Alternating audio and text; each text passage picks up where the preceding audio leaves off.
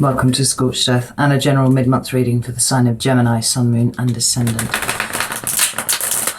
for the last 2 weeks of March. I hope you're well. We're using the Lost Forest for you today. These are structured a little differently than the main monthly readings, and they are shorter because they're just covering that 2-week period. What I will do is pull 3 cards for your current energy, and then we will have a look and we will see what that energy is trying to teach you, right? It's a really good way of kind of stepping back, particularly when things are feeling challenging, to see what you're being shown, you know, what the lesson is. Because I think everything is a lesson. There's a lesson in everything. So I think it's easier to navigate that energy if you can detach from it just a little bit and see what is lying behind it. So sometimes it's not about teaching you something. Sometimes it's about, you know, laying the foundations for something to come in. We won't know until the cards come down on the table. So we'll do that, and then we'll get 3 cards of advice at the end. So can I have 3 cards for Gemini, please? Gemini. Oh, thank you. Oh, Gemini, you are on fire. Quite literally. Yeah. Okay, so in your current energy, we have Justice at the bottom of the deck, and I really like that for you. Could be embroiled in some sort of legal thing at the moment. We see the Justice card often talking about legal proceedings, whatever they are. But the Justice card in the upright would usually augur that those go very, very well. In a broader sense, the Justice card often talks about, you know, fighting for what is right. You know, it talks about your values. It talks about what it is that you stand for. And it can talk about balance and equilibrium as well. I noticed that the Wheel of Fortune is behind it, which I quite like, because it really does feel like you're on fire a little bit at the moment, Gemini. I'll explain why in a second, but it's like something has ignited within you. Now, you may or may not know, before I start the video, I have these 12 coins, and they each have, you know, a member of the zodiac on them. And what really struck me when I was sat holding it in meditation before I started this reading was how hot and how fast it got hot. This coin got. It was burning in my hand. And it's like a fire's been ignited in you, Gemini. And it might be purpose, you know, but it feels like purpose coupled with now a level of motivation that perhaps you were lacking for the last couple of months, whether it was through indecision or not quite understanding what it was that you were supposed to do. You know, maybe there were too many options and that was the issue, but now you've settled on something that you're going to do, and now the determination, the intent is being matched by the action that you are taking to bring it in. Love this Wheel of Fortune under here for you. And even this Justice card, I mean, she's quite a powerful figure there. It's not the usual static, you know, regal looking woman that we have sat in the Justice with her sword aloft and scales in the other hand. This one looks like she's actively in the pursuit of justice, sort of like a warrior angel, if you will. So we come to what you have in your current energy, and the very first card is the Fool. Right? Now this is a card of Aries in the Major Arcana, but it is also numbered 0. It is the first card of the Major Arcana, and it contains all the potential. Right? The Major Arcana is known as the Fool's Journey, because you start here from this place of innocence, from this place of inexperience often, and you work your way through the Major Arcana, the Fool's Journey. Right? When you reach the end, you get to the World card, number 22, and you come back to the Fool, because everything runs and cycles, right? You are on a new path. I can't help but notice that big moon in the background there, you know? It's a symbol of feminine wisdom for me, you know, intuition and all that sort of thing. And I see this character here walking under the light of the moon, and usually in the Fool cards, there's a bright, brilliant sunshine up in the sky there, you know, and the Fool's about to wander off a cliff and stuff, but you are being guided by the moon at this point. It's like you are following what is going on in here, not up here, right? Following that feeling. And then we have to back it up, we have the Queen of Wands. Oh, there's fire right here. And Queen of Wands is also the card of Aries. So you've got this double Aries thing. And it's definitely speaking to the level of determination that I'm feeling, the drive that I'm feeling, that you are now exemplifying in your current energy. We have the Five of Swords with it here too. And so, rather than my usual interpretations, I'm kind of looking at these here, and it feels actually like your mind is whirring so fast at the moment. Like, it feels like you're being very active in whatever it is that you're doing. But it's almost like your mind is whirring so fast, it's difficult to kind of pull it down a little bit. Because the energy just seems to be bubbling out of you at the moment. That's absolutely extraordinary. Let's get a clarifier for this Five of Swords and just double check. Just picked up this deck and the Five of Swords is at the bottom of there as well. That's interesting. Just see what, if anything, the cards have to say about that. Because there's a lot of action going on here. Tell me about this Five of Swords, please. Thank you. We've got the King of Wands now. Yeah. We've got the Star, which is all about the future for me. You know, she's about a lot of things. She's about healing and hope, often wishing, being vulnerable too. And I feel like the vulnerability comes from you actually dedicating yourself to this cause, whatever it is. You know, it doesn't have to be a cause, it can be a project, whatever it is. But you've got the King and the Queen of Wands here, and they're both looking at each other, even though they're coming from different decks, right? They're both looking each other in the eye. There is so much action going on here. That's what the wand suit is all about. Creativity, passion, inspiration, but more than anything else, action, doing the thing. It could be possibly that you've got some people who are not quite on board with what it is that you're doing, and maybe that's where the conflict is. But no, see, we've got the Eight of Pentacles and we've got the Magician. You are absolutely dedicated to what it is that you are doing, right? It's become more of a, it feels like a calling here, Gemini, rather than a hobby, you know?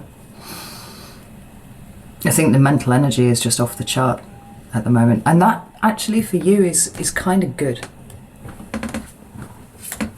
because it feels like it's purposeful. There are so many connections being made in your head now that it's almost like you're kind of spinning this incredible web, and you know exactly what you're going to be able to catch in it. And maybe other people can't see that yet, but you definitely can, because you're willing it into existence. Ooh, this is magic as fuck. Right, let's have a look at the lesson here. What's the lesson for Gemini, please? Fucking hell. What's the lesson for Gemini? Let's have a look. Oh, we've got the Five of Wands. And I actually really like that for you. I don't think that's a bad thing at all. We've got too many cards here. I'm going to put those back in because they're just fucking flying everywhere. Let's get two more. I have two more cards for the lesson for Gemini, please. That's amazing. We've got the Five of Wands, the Five of Pentacles, and the Knight of Pentacles too. That's 3 5 cards, or cards numbered 5, that you've got in this reading, Gemini. And I actually don't feel a negative vibe of any of them, which is interesting because 5 energy, as Aquarian Insight used to refer to it as the agents of chaos, and there was something quite in that. But lordy, look what you are doing with this chaos, Gemini. It's like, you know, to quote Morticia Adams, you know, what is normal for the spider is chaos for the fly. And it's almost like you've stepped into your chaos, like you're fully owning it. And it feels like there are people around you going, what the fuck? What the fuck are they doing at the moment? Because they can't see, right? They'll come around, Gemini, for sure. But there's nothing about the 5 energies here, 5 of Wands, the 5 of Pentacles, and the 5 of Swords, that feels even remotely negative. It feels like it's driving you honestly. So the Five of Wands is about, it's often about conflict, right? But it can be about competition. But all 5 cards speak about a shift, a change. It is usually uncomfortable, but you know, it doesn't really need to be. It's a change from the established order, and I'm using that word advisedly because what I'm feeling is you diving headfirst into the chaos, embracing it, using it, and it's glorious. The Five of Pentacles, it feels like you're shifting things in the material here to suit what it is that you're doing. You know, maybe you've cleared out a room in your house, and now, you know, kind of spread all the stuff that was in there all over the rest of the house, and your family are like, what are they doing?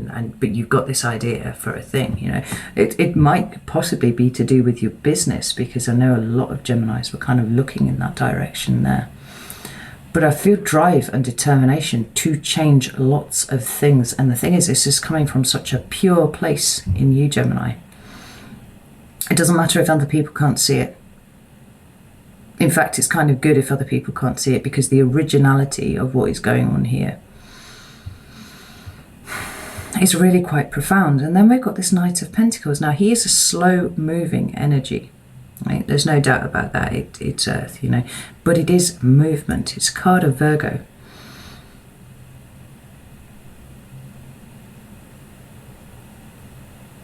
But he talks about getting the job done.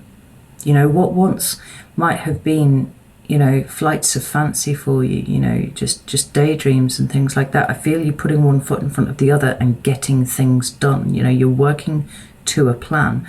The interesting thing is that all of this, like I said, it all comes from you. There's nothing external in this equation at all. It's just you dedicating yourself to what you're doing now. And that's all it ever needed, Gemini. That's the interesting thing. It just took you a while to notice. Or maybe took you a while to have the confidence in yourself to do it, you know? Whew, let's get some cards of advice for Gemini, please.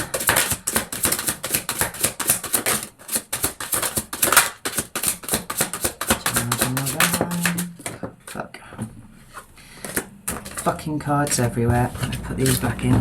I'm actually going to pick up a different deck, because when the cards start doing this, it's usually because they want to drop one that's already out on the table. So, some cards of advice for Gemini, please.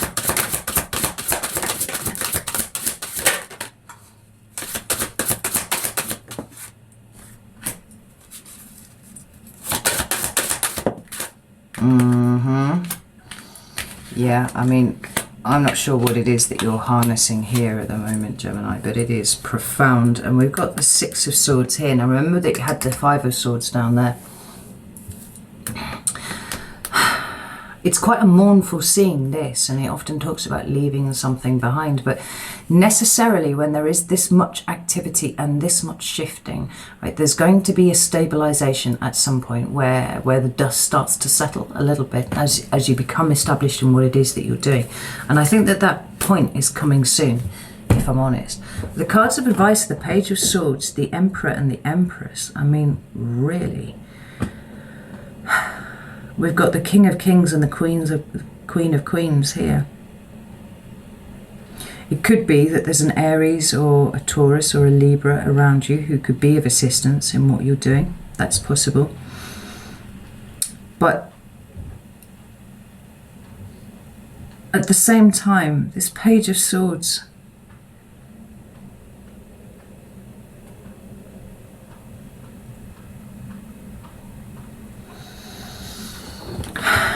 he talks to me about mental expansion. I mean, sometimes he talks about people bringing messages, but I don't really feel that here for you.